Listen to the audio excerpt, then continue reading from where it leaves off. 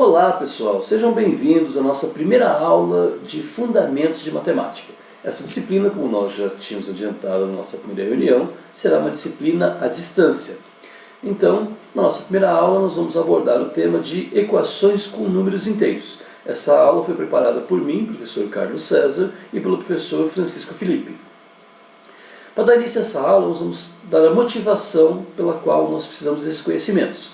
A ideia é saber quais são as operações básicas possíveis com números inteiros e qual é o valor de x inteiro que satisfaz a essa expressão que eu tenho aqui embaixo, que é x que multiplica x² mais 2 igual a x terceira mais 4. Para isso nós vamos conhecer o conjunto dos números naturais, 0, 1, 2, 3, 4, assim por diante, o conjunto dos números inteiros, que é menos 2, menos 1, 0, 1, 2, 3 e assim por diante, tanto para a direita quanto para a esquerda. Nós podemos ver aqui uma reta, onde só estão expressos os números inteiros e os números naturais. Então nós temos aqui do menos 5, enfim, vai até menos infinito, passa pelo zero e vai até mais infinito.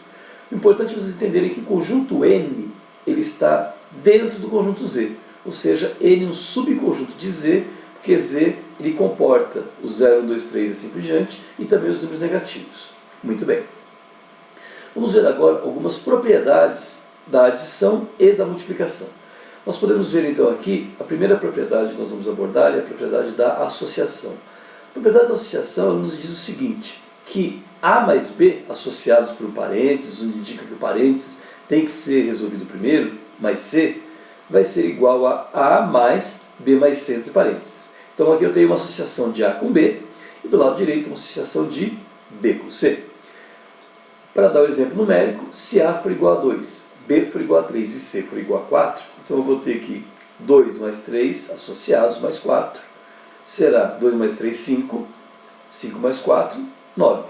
Do lado direito, 2 mais 3 mais 4, 3 associado com 4 são 7, 2 mais 7, 9. Ou seja, resultados idênticos, o que justifica, o que prova que para a adição, a propriedade da associação ela é válida.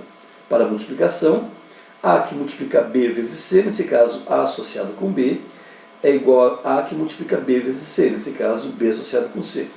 Exemplo numérico, 2 vezes 3 vezes 4 é igual a 2 vezes 3, 6, vezes 4, que é igual a 24. Do lado direito, 2 que multiplica 3 vezes 4, 3 vezes 4, 12, 2 vezes 12, 24. Ou seja, a propriedade da associação ela vale tanto para a adição quanto para a multiplicação. Vocês vejam que tem a igualdade.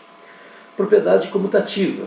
A mais B é igual a B mais A. Ou seja, se eu comutar o A com o B, tem que ser o mesmo resultado. Comprovação numérica. 2 mais 3 é igual a 3 mais 2. 2 mais 3, 5. E 3 mais 2, também 5. Então nós vemos que, de fato, há uma igualdade 5 com 5. No caso da multiplicação, 2 vezes 3 é igual a 6. E 3 vezes 2 também é igual a 6. Então, mais uma vez, nós vemos que existe a igualdade se eu faço simplesmente a comutação dos valores. Propriedade distributiva. Na propriedade distributiva, A que multiplica B mais C é igual a A vezes B mais A vezes C. Nesse caso aqui, nós temos nossa propriedade aqui, ó, A vezes B, AB, e A vezes C, AC. Novamente, exemplo numérico, A é 2, B é 3 e C é 4. 2 que multiplica 3 mais 4 deve ser igual a 2 vezes 3 mais 2 vezes 4.